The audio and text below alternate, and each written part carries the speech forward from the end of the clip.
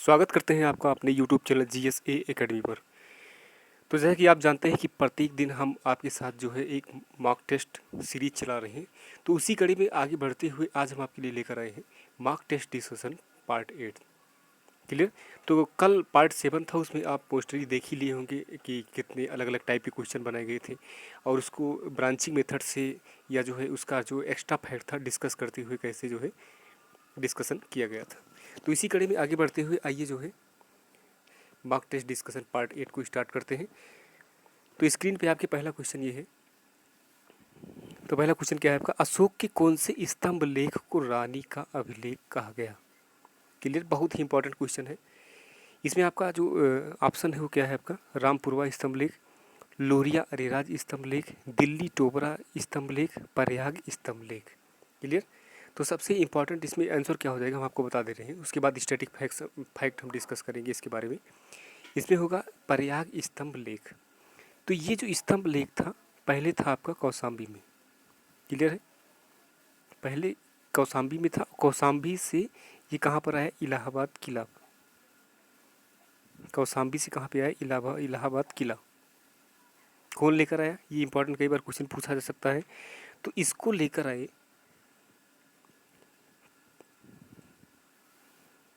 अशोक जी। अशोक जी ने क्या किया, इसको ट्रांसफ़र किया। अब एक इम्पॉर्टेंट क्या होता है इसमें, दिल्ली टोपरा स्तंभ लेख।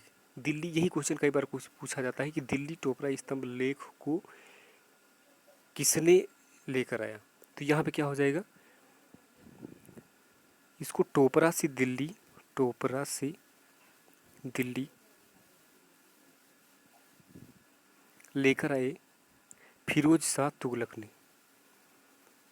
दिल्ली टोपरा स्तंभ लेख को टोपरा से दिल्ली कौन लेकर आया, फिरोज शाह तुगलक ने। क्लियर है?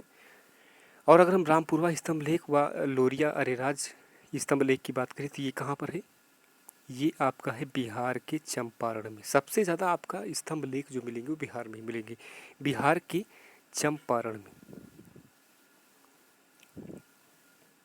क्लियर हो गया? तो अशोक कौन थे, अशोक ये आपके बिंदुसार के उत्तराधिकारी थे। बिंदुसार की कौन थे भैया, उत्तराधिकारी। तो जो वो इम्पॉर्टेंट क्वेश्चन है उसके बारे में बता रहे हैं, उत्तराधिकारी।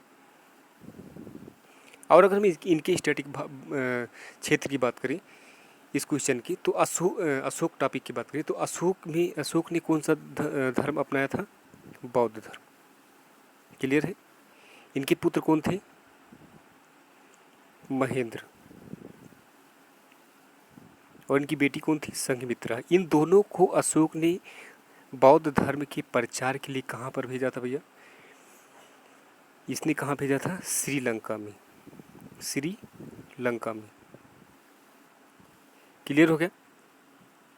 सबसे बड़ा अभिलेख की अगर हम बात करें इसमें, अगर अभिलेख से क्वेश्चन आएगा तो सबसे बड़ा अभिलेख नोट करते हुए चलिएगा। अगर आपको इंपॉर्टेंट लग रहा है, कोई भी डाउट हो तो कमेंट बॉक्स में कमेंट जरूर करिएगा। सबसे बड़ा अभिलेख की अगर हम बात करें तो कौन सा है, वो 7वां है। वह सबसे छोटा अगर अभिलेख की बात करें तो आपका हो जाएगा रुम्मी दई। और 7वां अभिलेख का नाम अगर आपको पता है तो आप कमेंट बॉक्स में ज़रूर कमेंट करिएगा। सभी अभिलेख जो लिखे गए हैं वो आपकी किस लिपि में है, ब्रह्मलिपि। तो अशोक किसका उत्तराधिकारी था, ये आपका क्या हो जाएगा, बिंदुसार का उत्तराधिकारी था। कौन सा धर्म अपनाया था, बौद्ध धर्म अपनाया था। उनके बेटा और बेटी कौन थे, महेंद्र और संघमित्रा। कहाँ पर गए थे, श्रीलंका गए थे। किस लिए गए थे, बौद्ध धर्म की प्रचार के लिए गए थे। क्लियर? प्रयाग स्तंभ लेख कहाँ पर स्थित है आपका, कौशाम्बी में था। उसको बाद कहाँ पे लेकर आया गया, स्थापित किया गया अशोक के द्वारा, लाल किला में स्थापित किया गया। क्लियर? और दिल्ली टोपरा स्तंभ लेख किसने लेकर आया, फिरोज शाह तुगलक जी ने लेकर आया। कहाँ से लेकर आया, टोपरा से नई दिल्ली। क्लियर? इतना ही क्वेश्चन इससे बनेगा अगर अशोक से टॉपिक उठाएगा तो क्लियर? आप देख रहे हैं कि हम स्टैटिक फैक्ट के थ्रू और टॉपिक को पूरा कवर करते हुए चल रहे हैं। अगर आपको इस प्रकार का जो प्रयास है अच्छा लग रहा हो तो लगातार लाइक शेयर सब्सक्राइब करना करते हुए चलिए। क्लियर? नेक्स्ट क्वेश्चन आते हैं। नेक्स्ट क्वेश्चन है, प्रांतीय संविधान समिति के अध्यक्ष कौन थे। आपका ऑप्शन क्या है, डॉक्टर भीमराव अम्बेडकर, फिर है सरदार वल्लभ भाई पटेल, फिर है आपका पंडित जवाहरलाल नेहरू, फिर क्या है आपका डॉक्टर राजेंद्र प्रसाद। तो टिक करिए कौन सा होगा। जैसे ही आया आपका प्रांत, तो ध्यान रखिएगा कई प्रांतों को जो मिलाने का कार्य किया है किसने किया है, सरदार वल्लभ भाई पटेल जी ने किया है। क्लियर। इसलिए इनको क्या कहा जाता है, लौह पुरुष भी कहा जाता है, आप पढ़े भी होंगे। तो प्रांतीय संविधान समिति जैसे आएगा, आप टिक क्या करेंगे, सरदार वल्लभ भाई पटेल। तो सही आंसर क्या होगा, प्रांतीय संविधान समिति के अध्यक्ष कौन थे, सरदार वल्लभ भाई पटेल। डॉक्टर भीमराव अंबेडकर की अगर बात करें तो ये किसके अध्यक्ष थे भैया, प्रारूप समिति के अध्यक्ष थे। प्रारूप समिति में कितने लोग थे, 7 लोग थे। ध्यान रखिएगा, प्रारूप समिति में कितने लोग थे, 7 लोग थे। उसके बाद अगर हम बात करें जवाहरलाल नेहरू जी की, तो ये क्या थे, संघ संविधान समिति के अध्यक्ष थे। संघ संविधान समिति की, संघ संविधान समिति। क्लियर। संघ संविधान समिति के अध्यक्ष कौन थे, पंडित जवाहरलाल नेहरू थे। क्लियर। और प्रारूप समिति आपको स्पष्ट हो गया है। झंडा समिति के अध्यक्ष कौन थे, डॉक्टर राजेंद्र प्रसाद। तो कुछ किताबों में डॉक्टर राजेंद्र प्रसाद दिया गया है, कुछ किताबों में दिया गया है JB कृपलानी। तो इसमें हमें डाउट है JB कृपलानी, क्योंकि हमने कई बार सर्च किया लेकिन कहीं कहीं पे JB कृपलानी लिखा हुआ है, कहीं कहीं पे क्या लिखा हुआ है, डॉक्टर राजेंद्र प्रसाद। तो आप इसको भी कमेंट बॉक्स में कमेंट करिएगा। क्लियर है। नेक्स्ट क्वेश्चन देखते हैं। नेक्स्ट है आपका पंचायती राज प्रणाली किन 2 राज्यों में सर्वप्रथम लागू की गई थी। ऑप्शन क्या है आपका, असम व बिहार, उसके बाद है अरुणाचल प्रदेश व उत्तर प्रदेश, अरुणाचल प्रदेश व राजस्थान, पंजाब व चंडीगढ़। तो एक चीज़ आप जानते होंगे, बहुत ही फेमस क्वेश्चन है, राजस्थान के नागौर जिले में पंचायती राज व्यवस्था सर्वप्रथम लागू हुई थी। ये आपको क्लियर है।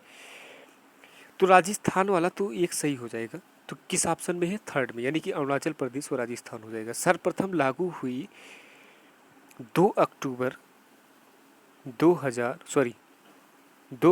1959 को पंचायती राज व्यवस्था लागू हुई। कहाँ पर लागू हुई, राजस्थान के नागौर जिले में। इतना तो स्पष्ट हो गया। उसके 9 दिन बाद 11 अक्टूबर 1959 को कहाँ पे लागू हुई, आंध्र प्रदेश में। आंध्र प्रदेश में। क्लियर हो गया। किस समिति के द्वारा ये लागू हुई, बलवंत राय मेहता। कई बार हम आपको बता चुके हैं, बलवंत राय मेहता समिति के द्वारा, बलवंत राय मेहता समिति के द्वारा लागू हुई। क्या लागू हुई, पंचायती राज व्यवस्था। क्लियर हो। पंचायती राज का जिक्र किस अनुसूची में है, ये आपका है 11वीं अनुसूची में। ध्यान रखिएगा, 11वीं अनुसूची में, अनुसूची कल हमने आपको बताया भी था। तो 10वीं अनुसूची की बात करें तो क्या हो जाएगा, दल बदल कानून। दल बदल कानून यानी कि दल बदल संबंधी जो प्रक्रिया है किस अनुसूची में दी गई है, 10वीं अनुसूची में। क्लियर है। 9वीं अनुसूची की अगर हम बात करें तो सर्वप्रथम संविधान में संशोधन, पहला संशोधन किस अनुसूची के तहत हुआ, 9वीं अनुसूची के तहत। क्लियर। 1951 में फर्स्ट अमेंडमेंट 1951, 9वीं अनुसूची। क्लियर। 12वीं अनुसूची की अगर आप बात करेंगे तो ये शहरी में क्या है, शहर में जो आपका नगर पंचायत हो गया, ये सब से संबंधित जो सर्किल है वो किसके थ्रू आएगा, 12वीं अनुसूची। कितना क्लियर हो गया।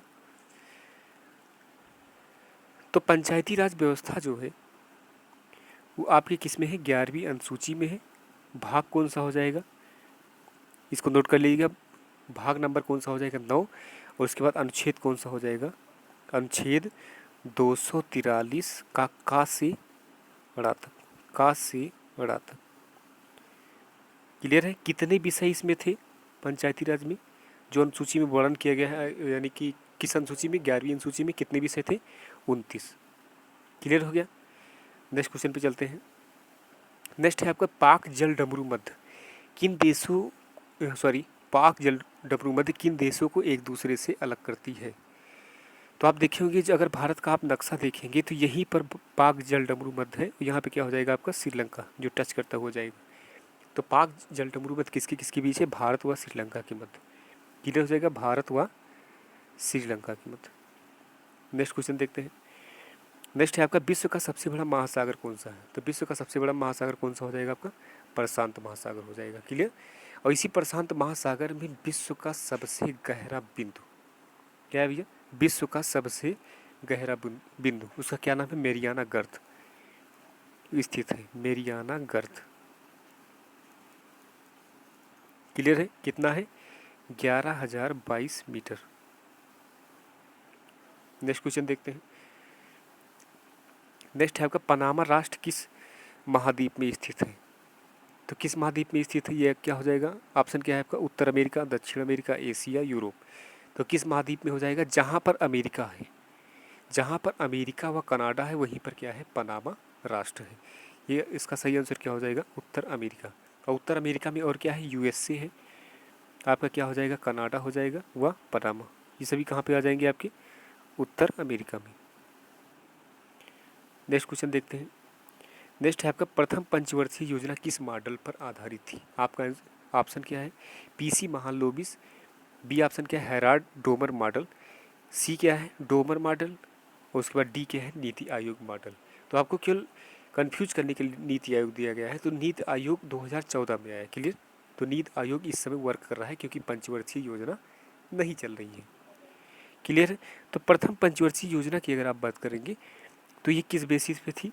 हेराल्ड, ध्यान रखिएगा, Herald. Clear? Herald Domar model पे थी प्रथम पंचवर्षीय योजना। द्वितीय पंचवर्षीय योजना किस मॉडल पे थी? पीसी महालनोबिस पे थी। क्लियर? अगर हम प्रथम पंचवर्षीय योजना की बात करें तो इसमें किसको प्राथमिकता दी गई? कृषि को। कृषि को प्राथमिकता किसमें भैया? प्रथम पंचवर्षीय योजना में। किस मॉडल पर आधारित? हेराल्ड डोमर मॉडल पर। क्लियर? नेक्स्ट अगर बात करें तो इसमें ही क्या है? सिंचाई परियोजना लागू हुई। सिंचाई परियोजना किस पंचवर्षीय योजना में लागू हुई? प्रथम पंचवर्षीय योजना में। क्लियर? टोटल कितनी पंचवर्षीय योजना है? 12। उसके बाद क्या किया गया? पंचवर्षीय योजना को बंद कर दिया गया। क्लियर? सिंचाई परियोजना की अगर हम बात करें तो भाखड़ा नागल बांध, भाखड़ा बांध, भाखड़ा नागल परियोजना किस पंचवर्षीय योजना में आई? प्रथम पंचवर्षीय योजना में। क्लियर? और दामोदर नदी घाटी परियोजना, दामोदर नदी घाटी परियोजना, ये सभी किस पंचवर्षीय योजना में आएगी? आपकी प्रथम पंचवर्षीय योजना में। द्वितीय पंचवर्षीय योजना की बात करें तो किस पर आधारित थी? पीसी महालनोबिस मॉडल पर आधारित थी। इसमें किसको प्राथमिकता दी गई? भारी उद्योग को। भारी उद्योग की अगर आप बात करेंगे तो भिलाई स्टील प्लांट हो जाएगा, दुर्गापुर और राउरकेला, ये सभी प्लांट जो हो जाएंगे किसके अंतर्गत लगी? द्वितीय पंचवर्षीय योजना के अंतर्गत। योजना अवकाश की अगर आप बात करेंगे तो 1966 से 1969 तक लगा, जब जो है आपका पाकिस्तान और चीन के मध्य युद्ध हुआ। सॉरी, पाकिस्तान, उसके बाद क्या? भूख हड़ताल हुई, भूख से ग्रसित हो गया था भारत, तब जो है योजना अवकाश लगा था। किस पंचवर्षीय योजना में लगा था योजना अवकाश? तृतीय पंचवर्षीय योजना।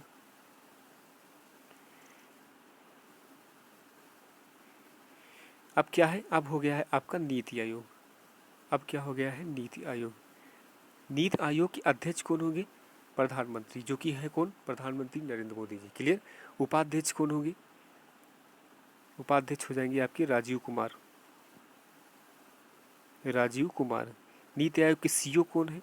वो कौन हो जाएंगे? आपके अमिताभ कांत। क्लियर हो गया आपका? नेक्स्ट क्वेश्चन देखते हैं। मनरेगा के तहत महिलाओं की भागीदारी कितनी है? ऑप्शन क्या है आपका? 50%, 40%, 33%, 30%। तो क्या हो जाएगा आपका? 1/3 महिलाएं पार्टिसिपेट करेंगी किसमें? मनरेगा में। पहले क्या था? नरेगा था। पहले क्या था? नरेगा था। अब क्या हो गया है? मनरेगा हो गया है। तो सर्वप्रथम जो नरेगा लागू हुआ था वो कब लागू हुआ था? 2 फरवरी 2006 को नरेगा स्टार्ट हुआ। कहाँ से स्टार्ट हुआ भैया? ये आपका हुआ आंध्र प्रदेश के। नरेगा आपका स्टार्ट हुआ किस राज्य से? कई बार क्वेश्चन पूछा जाता है। आंध्र प्रदेश के बांदावाली जिले के अनंतपुर से। बांदावाली जिले के अनंतपुर से, जिले के अनंतपुर से। क्लियर? तो मनरेगा में महिलाओं की कितनी पार्टिसिपेशन रहती है? 1/3। 1/3 कितना हो जाएगा? 33%। क्लियर? कितने दिन का रोजगार होता है मनरेगा के तहत? 100 दिन का। पहले क्या था? नरेगा। कब था? 2 फरवरी 2006 को ये लागू हुआ। इसका नाम चेंज कब हुआ? 2 अक्टूबर 2009 को इसका नाम चेंज कर क्या हो गया? मनरेगा, महात्मा गांधी रोजगार गारंटी योजना। क्लियर? तो शुरुआत में 2006 में ये जब लागू हुआ 2006 में तब कितने ज़िलों को ये लाभान्वित करने का लक्ष्य रखा गया था? 200। और फिर उसके बाद अब कितने हो गए हैं? अब ये आपके बढ़ के कितने हो गए हैं? ये हो गए हैं 593। क्लियर? इसमें जो केंद्र, सेंट्रल व स्टेट का जो पार्टिसिपेशन रहता है मनरेगा में, कितना कितना परसेंट रहता है? कई बार क्वेश्चन पूछा था, 90:10। नेक्स्ट क्वेश्चन देखते हैं। संगमरमर है, बहुत ही इंपॉर्टेंट क्वेश्चन। क्या है? अवसादी चट्टान है कि अग्नेय चट्टान है कि कायांतरित चट्टान है कि तलचटीय चट्टान है? क्या हो जाएगा यहाँ पे? तो संगमरमर आपका क्या हो जाएगा? अवसादी चट्टान। क्या हो जाएगा आपको बताते हैं। छोटी छोटी परतें क्या है? एक दूसरे से दबकर बहुत बड़ी परत का निर्माण करती है पृथ्वी के अंदर। क्लियर? वो सभी चट्टानें क्या कहलाती हैं? अवसादी चट्टानें। अवसादी चट्टान को जीवाश्म चट्टान भी बोलते हैं। इसका कारण क्या है? इसका कारण यही है कि जो मृत शरीर है या जो पेड़ पौधे हैं दब के पृथ्वी के अंदर चले जाते हैं और किसका निर्माण करते हैं? वो अवसादी चट्टान का। और अवसादी चट्टान में ही क्या मिलेंगे आपके? संगमरमर। तो संगमरमर क्या है? रूपांतरित चट्टान है। इसको सॉरी हाँ, इसको रूपांतरित किया गया है। किससे रूपांतरित किया गया है? ये आपका रूपांतरित किया जाएगा चूना पत्थर से। चूना पत्थर को चेंज करके क्या बनाया जाएगा? संगमरमर। क्योंकि संगमरमर पृथ्वी से सीधा नहीं निकलेगा, वो किससे निकलेगा? चूना पत्थर से, संगमरमर। क्लियर? तो चूना पत्थर फिर क्या आपका हो जाएगा? बलुआ पत्थर। बलुआ पत्थर यानी कि जितने पत्थर निकलेंगे, जितनी चट्टानें मोस्टली निकलेंगी, वो किससे निकलेंगी? अवसादी चट्टानों से निकलेंगी। और जो तत्व निकलेंगे वो किससे निकलेंगे? आग्नेय चट्टाने से। अवसादी चट्टान को क्या बोलते हैं? जीवाश्म चट्टानें। और स्लेट, बलुआ पत्थर, स्लेट और आपका क्या हो जाएगा? चूना पत्थर। ये किससे निकलेगा? अवसादी चट्टान से। अवसादी चट्टान को क्या बोलते हैं? जीवाश्म चट्टान। जीवाश्म चट्टान। क्लियर हो गया? अग्नि चट्टान को अगर हम बोलेंगे तो ये किससे निकलेंगे? ये आपकी जो लावा फूटता है, जो लावा मैग्मा होता है, उससे निकलेंगे। और इसमें क्या निकलेंगे? तत्व निकलेंगे। क्लियर? जैसे आपका क्या हो जाएगा? लोहा हो जाएगा, चुंबकीय तत्व लोहा हो जाएगा, तांबा हो जाएगा, सीसा हो जाएगा, जस्ता हो जाएगा, सोना।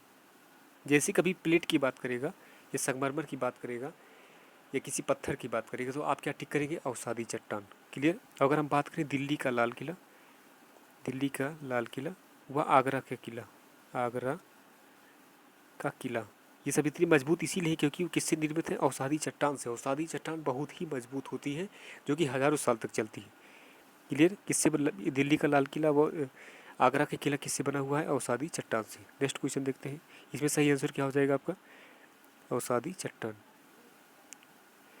सर्वप्रथम दादा साहब फाल्के पुरस्कार किसको दिया गया? ऑप्शन क्या है आपका? बीरेंद्र नाथ सरकार, पृथ्वीराज कपूर, फिर क्या है? देवकी रानी रोरी राज कपूर। टिक लगाने का प्रयास करिए, इसमें क्या आंसर होगा? तो क्या हो जाएगा इसमें? सर्वप्रथम जो दादा साहब पुरस्कार दिया गया किसको दिया गया? देवकी रानी। आपको पता होगा कब दिया गया? 1969 में, 1969 में। उसके बाद किसको दिया गया? बीरेंद्र नाथ सरकार को 1970 में। क्लियर? 1970 की बात करें, फिर उसके बाद पृथ्वीराज कपूर को 1971 में दिया गया। क्लियर? और अभी हाल ही में दादा साहब फाल्के पुरस्कार किसको दिया गया है? अमिताभ बच्चन जी को। किस लिए दिया गया? 2019 के लिए। कौन सा था? 66वां। क्लियर? किसको दिया गया है? अमिताभ बच्चन जी को। दादा साहब पुरस्कार क्या है? बॉलीवुड का, हिंदी फिल्म का या बॉलीवुड का सबसे बड़ा पुरस्कार है। सबसे बड़ा पुरस्कार है। दादा साहब फाल्के पुरस्कार क्या थे? दादा साहब फाल्के क्या थे? ये निर्माता थे और फिल्म मेकर थे। क्लियर? सबसे बड़ा पुरस्कार है। नेक्स्ट क्वेश्चन देखते हैं। नेक्स्ट क्या है आपका? बंगाल का अंतिम गवर्नर था। ऑप्शन क्या है आपका? Lord Canning, Lord William Bentinck, Warren Hastings, Lord Mountbatten. इसको बनाने का प्रयास करिए। तो क्या हो जाएगा आपका? ये हो जाएगा आपका वारेन हेस्टिंग्स। क्यों था? इसका रीजन हम बताते हैं। बंगाल का अंतिम गवर्नर कौन था? वारेन हेस्टिंग्स था। अगर हम कंपनी के अधीन बात करेंगे, कंपनी के अधीन, कंपनी के अधीन पहला गवर्नर जनरल कौन था? पहला गवर्नर जनरल यानी कि कंपनी के द्वारा जो नियुक्त किया गया वो कौन थी? Warren Hastings. वारेन हेस्टिंग्स, ध्यान रखिएगा। कंपनी के अधीन पहला गवर्नर जनरल कौन था? वारेन हेस्टिंग्स था। क्यों था? क्योंकि सन 1833 का जो चार्टर एक्ट था, सन 1833 का चार्टर एक्ट था, उसमें ये कहा गया कि बंगाल की जो प्रेसिडेंसी है वो तीनों प्रेसिडेंसी पर शासन करेगी। कौन कौन सी प्रेसिडेंसी? कोलकाता, बॉम्बे व बंगाल। क्लियर? कोलकाता, बॉम्बे और बंगाल की प्रेसिडेंसी मिलकर, सॉरी, इस पर कौन शासन करेगी? बंगाल की प्रेसिडेंसी। क्लियर? तो इसलिए बंगाल का जो अंतिम गवर्नर था वो कौन था? वारेन हेस्टिंग्स था। ये उस समय क्या था? गवर्नर था। उसके बाद क्या कहा गया कि बंगाल की प्रेसिडेंसी को संपूर्ण भारत का दायित्व दे दिया गया। तो अब क्या कहा जाने लगा? Governor general. अब क्या कहा जाने लगा? Governor general. इसलिए कंपनी के अधीन प्रथम गवर्नर जनरल कौन हुआ?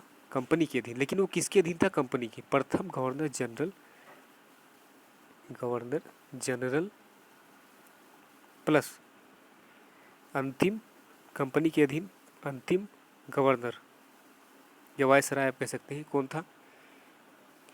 ये था वारेन हेस्टिंग्स। और कंपनी के अधीन, कंपनी के अधीन प्रथम गवर्नर जनरल कौन होगा? Warren Hastings. और कंपनी के अधीन अधीन अंतिम गवर्नर जनरल, अंतिम गवर्नर जनरल यानी कि ईस्ट इंडिया कंपनी का जिस पर आधिपत्य है वो कौन था? Lord Canning. ध्यान रखिएगा। अब क्या कहा जाने लगा? कंपनी के गवर्नर जनरल को संपूर्ण भारत का दायित्व दे दिया गया। तो अब जो गवर्नर जनरल बना, भारत का प्रथम गवर्नर जनरल, भारत का प्रथम गवर्नर जनरल, प्रथम गवर्नर जनरल कौन हो जाएगा? Lord William बेंटेक। भारत का प्रथम गवर्नर जनरल कौन हो जाएगा? Lord William Bentinck. उसके बाद कंपनी के अधीन अंतिम गवर्नर या प्रथम गवर्नर जनरल, कंपनी के अधीन, ध्यान रखिएगा, वारेन हेस्टिंग्स। और कंपनी के अधीन अंतिम गवर्नर जनरल कौन हो जाएगा? Lord Canning. लॉर्ड माउंटबेटन की बात करें तो स्वतंत्र भारत की प्रथम गवर्नर जनरल, प्रथम गवर्नर जनरल कौन हो जाएंगे? Lord Mountbatten. क्लियर हुआ? और भारत की भारतीय यानी कि भारत की जो भारत की थी वो कौन हो जाएंगी? सी राजगोपालाचारी, सी राजगोपालाचारी। इसको नोट करते हुए चलिएगा। कोई भी दिक्कत हो आप कमेंट बॉक्स में जरूर कमेंट करिएगा। नेक्स्ट क्वेश्चन देखते हैं। पृष्ठ तनाव का मात्रक है, तो पृष्ठ तनाव बराबर टी बराबर क्या होता है? एफ बटे एल। ये आपको फॉर्मूला पता होगा। एफ का मात्रक क्या होगा? न्यूटन। उसके बाद एल का मात्रक क्या होगा? लंबाई का मीटर। ये क्या हो जाएगा? टी बराबर, पृष्ठ तनाव टी बराबर न्यूटन बटे मीटर। तो आंसर क्या हो जाएगा यहाँ पे? न्यूटन बटे मीटर। न्यूटन मीटर में क्या आ रहा है? एफ आ रहा है और डी आ रहा है। तो एफ डी किसके बराबर होता है? डब्ल्यू की। तो कार्य का मात्रक क्या हो जाएगा? Newton metre. और इसी न्यूटन मीटर को क्या बोलते हैं? जूल। क्लियर हो गया? न्यूटन बटे मीटर वर्ग, न्यूटन बटे मीटर वर्ग यानी कि मीटर स्क्वायर। तो न्यूटन किसका हो गया? बल का। और मीटर स्क्वायर किसका हो गया? ए का। तो इसलिए दाब पी बराबर क्या होता है? एफ बटे ए। तो एफ का क्या हो जाएगा? न्यूटन। ए का क्या हो जाएगा? मीटर। तो क्या हो जाएगा? न्यूटन बटे मीटर स्क्वायर किसका होगा? ये आपका हो जाएगा दाब का। नेक्स्ट क्वेश्चन देखते हैं। नेक्स्ट क्या है? इनमें से उत्तोलक का सही सिद्धांत है।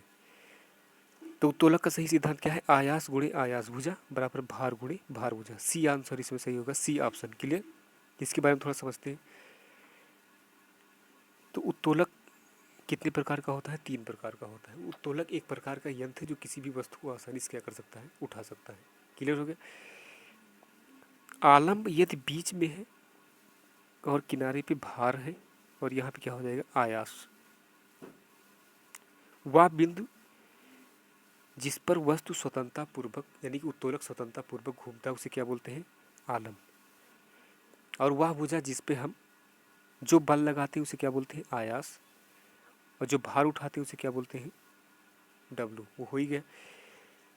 तो अगर जो है आलम्ब यानी कि जो वस्तु स्वतंत्रता पूर्वक घूम सकती है, आलम्ब अगर भार व आयास के बीच है तो किस प्रकार का उत्तोलक होगा, प्रथम, प्रथम उत्तोलक होगा। जैसे हम आपको बताते हैं प्लास के बारे में, अगर हम प्लास की बात करें, ये कुछ इस टाइप का प्लास होगा। तो प्लास में ही स्वतंत्रता पूर्वक घूमेगा एफ, स्वतंत्रता पूर्वक जो बिंदु घूम रहा है उसे क्या बोलेंगे, एफ आलम्ब। और यहाँ पे क्या हो जाएगा, जो हम भार उठाएंगे डब्लू, और यहाँ पे क्या लगाएंगे, बल ई। तो ये जो आपका हो जाएगा प्लास, ये किस प्रकार का उत्तोलक होगा, पहले प्रकार का उत्तोलक होगा। क्लियर। उसके बाद क्या हो जाएगा, नल का हाथ था, नल का हाथ था, ये किस प्रकार का उत्तोलक होगा, प्रथम प्रकार का उत्तोलक। क्लियर हो गया। द्वितीय प्रकार की अगर हम उत्तोलक की बात करें तो आप फिर से जो है सरौता का ध्यान रखिएगा। अगर सरौता की अगर आप बात करें तो यहाँ पे इस प्रकार से काटते हैं कुछ इस प्रकार। यहाँ पे क्या रखा जाता है, भार डब्लू। यहाँ पे क्या होता है, सॉरी ये बीच में होता है, इस प्रकार से होता है, यहाँ पे भार रखा जाता है। यहाँ पे क्या लगाते हैं, बल ई। यहाँ पे क्या होता है, स्वतंत्रता पूर्वक घूम घूम जाता है, क्या होता है एफ। यहाँ पे क्या रखते हैं, भार। तो अगर जो है भार डब्लू आलम्ब व आयास के बीच में आएगा तो किस प्रकार का उत्तोलक होगा, द्वितीय प्रकार का। द्वितीय प्रकार का। जो कूड़ा ढोने ढोने वाली मशीन होती है, आपकी कूड़ा ढोने वाली मशीन होती है, इसमें आलम यहाँ पे होता है, तो भार कहाँ रखते हैं, यहाँ पर। ये क्या हो जाएगा आपका आलम एफ, आलम क्या हो जाएगा एफ, यहाँ पे क्या होगा डब्लू, यहाँ पे क्या होगा आयास ई। अगर डब्लू मध्य में, ध्यान रखिए अगर भार जो है मध्य में है तो किस प्रकार का उत्तोलक होगा, द्वितीय प्रकार का। और अगर आलम्ब मध्य में है तो किस प्रकार का उत्तोलक होगा, ये हो जाएगा प्रथम प्रकार का उत्तोलक। और यदि हम चिमटा की बात करें जिससे हम रोटी को उठाते हैं, चिमटा की अगर बात करें तो यहाँ पे क्या होगा, ये हो जाएगा आपका आलम्ब एफ, और यहाँ पे हम क्या लगाते हैं, आयास। यहाँ पे हम दोनों उंगलियों से दबाते हैं, इसको प्रेस करते हैं। यहाँ पे क्या लगाते हैं, प्रेशर लगाते हैं। क्लियर, यानी कि बल लगाते हैं। तो यहाँ पे क्या हो जाएगा, आयास ई। यहाँ क्या उठाते हैं, रोटी अगर हम उठाते हैं तो यहाँ पे क्या हो जाएगा, भार डब्लू। तो अगर जो है आयास बीच में हो जाएगा तो किस प्रकार का उत्तोलक होगा, वो हो जाएगा तृतीय प्रकार का उत्तोलक। जैसे मनुष्य का हाथ, मनुष्य का हाथ किस प्रकार का उत्तोलक होगा, तृतीय प्रकार का, मनुष्य का हाथ। अब एक साथ हम डिस्कस कर लेते हैं, एफ डब्लू ई, बस इतना ध्यान रखिए, एफ डब्लू ई। अगर आलम्ब बीच में है तो किस प्रकार का उत्तोलक होगा, प्रथम प्रकार का। यदि भार बीच में है तो किस प्रकार का उत्तोलक होगा, द्वितीय प्रकार का। और यदि जो है आयास बीच में है तो किस प्रकार का उत्तोलक होगा, तृतीय प्रकार का उत्तोलक होगा। प्रथम प्रकार का जो उत्तोलक होता है इसमें उसका यांत्रिक लाभ क्या होता है, एक से बड़ा भी हो सकता है, एक से छोटा हो सकता है, और एक के बराबर भी हो सकता है। द्वितीय प्रकार का जो उत्तोलक है उसमें यांत्रिक लाभ क्या होगा, एक से बड़ा होगा। तृतीय प्रकार का जो उत्तोलक है उसमें यांत्रिक लाभ क्या होगा, एक से छोटा होता है। क्लियर हो गया। इतना ध्यान रखना है, एफ डब्ल्यू ई। अगर जो है आलम्ब एफ बीच में है तो किस प्रकार का उत्तोलक होगा, प्रथम प्रकार का। उसके बाद भार बीच में है तो किस प्रकार का उत्तोलक होगा, द्वितीय प्रकार का। और आयास ई अगर बीच में है तो किस प्रकार का उत्तोलक होगा, तृतीय प्रकार का। तो इसमें सही आंसर क्या हो जाएगा, आयास। सही आंसर क्या हो जाएगा, सी, आयास गुणे आयास भुजा बराबर भार गुणे भार भुजा। नेक्स्ट क्वेश्चन देखते हैं। नेक्स्ट है आपका लाउड स्पीकर का कार्य क्या है। तो लाउड स्पीकर में क्या होता है, इसको पहले समझ लेते हैं थोड़ा। लाउड स्पीकर में क्या होगा, ऑडियो निकलती है, ध्वनि, ध्वनि क्या होगी, निकलेगी। तो आउटपुट क्या होगा, ध्वनि। और किसके थ्रू ये आता है, किसी करंट के थ्रू। इसमें वायर लगा होता है, ऐसा नहीं कि सीधे हम जो बोल रहे हैं सीधे रूपांतरित हो जा रहा है, ये वायर के थ्रू आता है। यानी कि विद्युत ऊर्जा किस में कन्वर्ट होगी, ध्वनि ऊर्जा में। ये क्या हो जाएगा, लाउड स्पीकर। तो सही आंसर क्या हो जाएगा, विद्युत ऊर्जा को ध्वनि ऊर्जा में, ए वाला पार्ट। अगर आप माइक की बात करेंगे, माइक, माइक की अगर हम बात करें तो यहाँ पर क्या हम करते हैं, बोलते हैं। यहाँ पे क्या करते हैं, बोलते हैं। तो इनपुट क्या हो जाएगा, ध्वनि। और रिकॉर्ड क्या होता है, ये वायर के थ्रू, यानी कि विद्युत ऊर्जा। ध्वनि ऊर्जा को विद्युत ऊर्जा में कौन कन्वर्ट करेगा, माइक। नेक्स्ट क्वेश्चन देखते हैं। नेक्स्ट है आपका हाइड्रोमीटर द्वारा मापा जाता है। तो हाइड्रोमीटर द्वारा क्या मापा जाएगा, जल का आपेक्षिक घनत्व। क्लियर होगा। अगर हम आर्द्रता मापेंगे, आर्द्रता, तो ध्यान रखिए हाइग्रो, जी से ग्रास, ग्रास में क्या होती है, ओस पड़ी होती है, उसको लिंक कर दीजिए किससे, आर्द्रता से। आर्द्रता को किससे मापेंगे, हाइग्रोमीटर से। अपेक्षिक आर्द्रता किससे मापेंगे, हाइग्रोमीटर से। और अपेक्षिक घनत्व को किससे मापते हैं, अपेक्षिक घनत्व को किससे मापते हैं, ये क्या हो जाएगा आपका, हाइड्रोमीटर, हाइड्रोमीटर। जैसे किसी भी जल का अगर अपेक्षिक घनत्व हम निकालते हैं, आप देखे होंगे कि जो बैटरा होता है उसमें क्या डालते हैं हम, हाइड्रोमीटर, चेक करते हैं कि उसका जो माध्यम है वो मीडियम है, वो कितना तरल हुआ है, कितना गाढ़ा हुआ है। क्लियर। नेक्स्ट क्वेश्चन देखते हैं। नेक्स्ट है आपका, सरल आवर्ती गति करते किसी कण का मध्यमान स्थित पर स्थितिज ऊर्जा क्या होती है। तो इस स्टेज में स्थित ऊर्जा क्या होगी, शून्य होगी। हम बताते हैं क्यों शून्य होगी।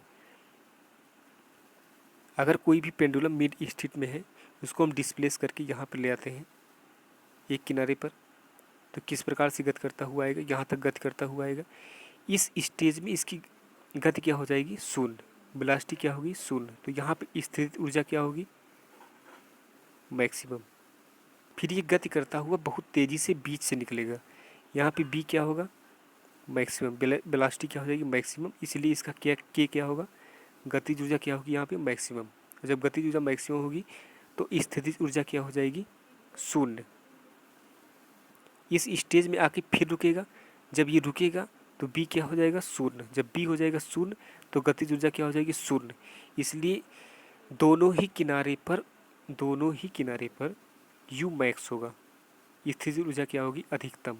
और बीच में क्या होगी, स्थितिज ऊर्जा क्या होगी, शून्य।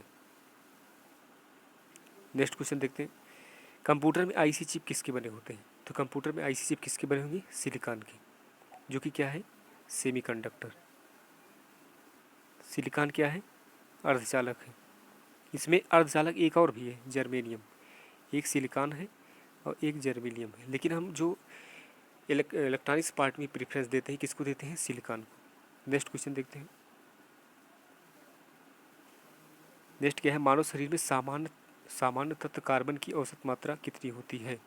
तो मानव शरीर में मोस्टली सभी प्रकार के तत्व पाए जाते हैं, जो आपके लेड को अगर छोड़ दिया जाए तो इसमें कार्बन की मात्रा कितनी होती है, 18%। ऑक्सीजन कितना होगा आपका, ये हो जाएगा 65%। ऑक्सीजन की बात क्या हो जाएगा, किसका नंबर आएगा, कार्बन का, जो कि कितना होगा, 18% होता है। इसीलिए जैसे बॉडी अगर मृत होती है तो सबसे ज़्यादा जो पदार्थ बचता है क्या होता है, कार्बनिक होता है, जो आपकी राख वाख होती है, इसीलिए कार्बन के रूप में बचता है। तो सबसे पहले क्या निकल जाता है, ऑक्सीजन। उसके बाद अगर हम बात करें तो 0.04%, ये क्या होता है आपका, लोहा होता है, Fe। नेक्स्ट क्वेश्चन देखते हैं। नेक्स्ट है आपका, आयनन विभव कहलाता है। तो आयनन विभव क्या होता है, ऊर्जा की वह न्यूनतम मात्रा जो तत्व से एक इलेक्ट्रॉन बाहर निकाल सके। ऊर्जा की वह न्यूनतम मात्रा जो तत्व से एक इलेक्ट्रॉन बाहर निकाल सके, उसे क्या बोलते हैं, आयनन विभव। और इलेक्ट्रॉन बंधुता की अगर आप बात करेंगे, उदासीन परमाणु का एक इलेक्ट्रॉन प्राप्त करने पर उत्पन्न ऊर्जा।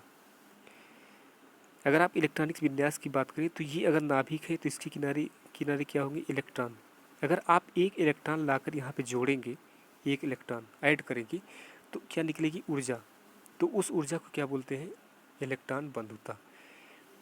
और किसी भी तत्व के बाहरी कोश से, किसी भी तत्व के बाहरी कोश से एक इलेक्ट्रॉन निकालने के लिए आवश्यक ऊर्जा क्या कहलाती है, आयनन विभव, जो न्यूनतम ऊर्जा होगी, आयनन विभव। नेक्स्ट क्वेश्चन देखते हैं। नेक्स्ट है आपका, किस प्रकार का कोयला घरेलू कार्यों में यूज होता है। ऑप्शन क्या है आपका, एंथ्रासाइट, लिग्नाइट, बिटुमिनस, पीट। तो आपका सही आंसर क्या हो जाएगा, बिटुमिनस। ये घरेलू कार्यों में यूज होता है। क्लियर। और लिग्नाइट को क्या बोलते हैं, भूरा कोयला। लिग्नाइट को क्या बोलते हैं भैया, भूरा कोयला। सबसे शुद्ध कोयला कौन सा होता है, एंथ्रासाइट, जिसमें 90 से 98% तक कार्बन पाया जाता है। सबसे थर्ड क्वालिटी का कोयला कौन सा होता है, ये होता है आपका पीट कोयला। नेक्स्ट क्वेश्चन देखते हैं। छिपकलियों के अध्ययन को क्या बोलते हैं, माइकोलॉजी, सारोलॉजी, एंथोलॉजी, पोमोलॉजी, एपीकल्चर। तो इसका आंसर क्या हो जाएगा, ये हो जाएगा शोर। ध्यान रखिएगा, शोर अगर छिपकली से आप लिंक कर सकते हैं, छिपकली गिरती है तो लोग क्या करते हैं, शोर मचाते हैं। तो क्या हो जाएगा यहाँ पे, सारोलॉजी। सारोलॉजी क्या बोलते हैं, छिपकलियों का अध्ययन। सारोलॉजी में क्या करेंगे, छिपकलियों का अध्ययन। माइकोलॉजी की बात करें तो इसमें किसका अध्ययन करेंगे, कवक का। इसमें किसका अध्ययन करेंगे सारोलॉजी में, छिपकली का। एंथोलॉजी की बात करें किसका अध्ययन करेंगे, फूलों का। पोमोलॉजी की बात करें किसका अध्ययन करेंगे, फलों का। एपीकल्चर की बात करेंगे तो किसका अध्ययन करेंगे, लिंक करते हुए चलिए, ध्यान से देखिएगा और नोट करते हुए चलिए। कोई भी दिक्कत होती है आप कमेंट बॉक्स में जरूर कमेंट करिएगा। अगर हम एपीकल्चर की बात करेंगे किसका अध्ययन करेंगे, मधुमक्खी का। एक प्रकार की खेती कही जाती है इसको, क्यों कही जाती है, क्योंकि बहुत ही ज़्यादा मात्रा में मधुमक्खियों का क्या करते हैं, व्यवसाय करते हैं। कोई कम मात्रा नहीं होती, बहुत बड़ी मात्रा होती है। नेक्स्ट क्वेश्चन देखते हैं, नाशपाती का खाने योग्य भाग कहलाता है। इसको बनाने का प्रयास करिए, आप क्या होगा। ऑप्शन क्या है आपका, पुष्पासन, फल भित्ति, बीजांडासन, भ्रूणपोष एवं भ्रूण, पर्दिल पुंज एवं बीज। कौन सा होगा आपका, इसको बनाने का प्रयास करिए। तो क्या हो जाएगा आपका यहाँ पे सही, पुष्पासन। तो पुष्पासन, सेब व नाशपाती, सेब व नाशपाती का कौन सा भाग हम खाते हैं, पुष्प खाते हैं। ध्यान रखिए, पुष्पासन भाग हम खाते हैं सेब व नाशपाती का। अगर आप बात करेंगे भ्रूणपोष एवं भ्रूण की, तो वो किसका खाते हैं हम, गेहूं व नारियल।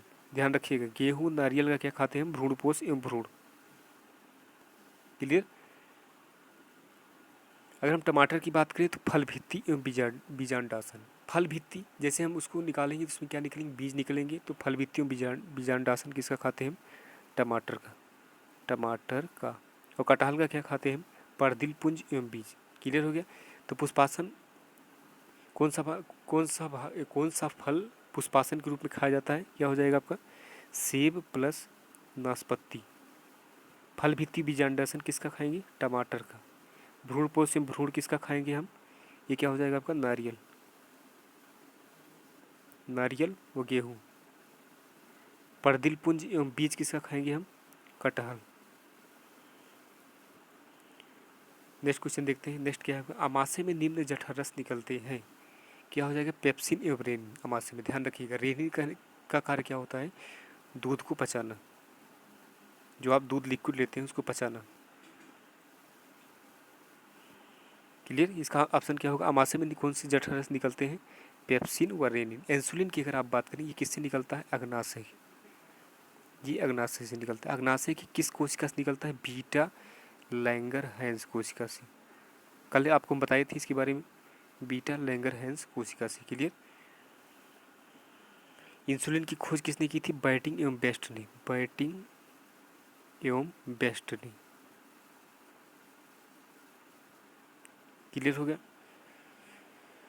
नेक्स्ट क्वेश्चन देखते हैं। नेक्स्ट क्या है आपका, लार में निम्न एंजाइम पाया जाता है। तो लार में क्या होता है, देखिए इसमें बहुत ही कन्फ्यूजन वाली बात है। एक माल्टेज होता है, एक माल्टोज होता है। तो लार में जो पाया जाता है वो आपका होता है टायलिन व maltase, ptyalin plus maltase. Clear. तो टायलिन क्या करता है, सर्वप्रथम वो मंड को, जो भोजन में क्या पाया जाता है, मंड को माल्टोज में बदलता है। ध्यान रखिएगा, कई बच्चे क्या करते हैं कि माल्टोज को टिक करके चले जाते हैं, लेकिन लार में कौन सा एंजाइम पाया जाता है, टायलिन एवं माल्टेज। मंड को माल्टोज में कौन कन्वर्ट करता है, टायलिन एंजाइम। और जब ये माल्टोज में कन्वर्ट हो जाता है तो माल्टोज को ग्लूकोज में कौन कन्वर्ट करने का कार्य करेगा, उस एंजाइम का नाम क्या है, माल्टेज। ध्यान रखिएगा, लार में माल्टेज एवं टायलिन पाया जाता है। माल्टोज क्या है, कन्वर्ट किया गया पदार्थ है, किसके द्वारा, टायलिन एंजाइम के द्वारा। नेक्स्ट क्वेश्चन देखते हैं। नेक्स्ट है आपका, कार्बोहाइड्रेट में CHO का अनुपात होता है। तो इसमें सही आंसर क्या हो जाएगा, 1:2:1। CH2O इस टाइप के होता है अनुपात, यानी कि 1:2:1। क्लियर। सबसे ज़्यादा कार्बोहाइड्रेट, जब कोई एथलीट जो है दौड़ भाग करता है तो क्या कि दिया जाता है उसे, केला। केला में कार्बोहाइड्रेट की मात्रा क्या होती है, बहुत ही ज़्यादा होती है। नेक्स्ट क्वेश्चन देखते हैं। तो टोटल 25 ही क्वेश्चन थे। अगर आज आज आपको जो है हमारा ये लिंकअप मेथड अच्छा लगा हो तो इसके लिए हमारे चैनल को लाइक शेयर सब्सक्राइब करना बिल्कुल ना भूलिएगा। कुछ ज़्यादा इफेक्ट नहीं पड़ता है लाइक शेयर सब्सक्राइब से, बस केवल मुद्दा ही रहता है कि हमें मोटिवेशन मिलता रहता है। तो अगर आपको कोई भी डाउट हो तो आप कमेंट बॉक्स में कमेंट जरूर करिएगा। धन्यवाद।